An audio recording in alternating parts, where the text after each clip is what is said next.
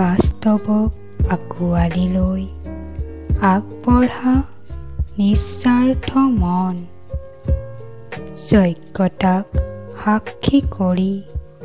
সফলতাৰ পথত আগবঢ়া জীৱন, সহজ সৰল পথৰ পথিক হৈ মুক্ত হাঁহি বিয়পোৱা নিৰ্ভেজাল চিন্তা, ভেদাভেদ ভাৱৰ সমাধিত খোজ পেলাই স্বাৰ্থহীন জীৱনক নিমন্ত্ৰণ কৰা, এৰা মোৰ আশাৰ পৃথিৱীখন সঁচাকৈয়ে দুৰ্লভ, মাথো কল্পনাৰ মিঠা স্বাদ।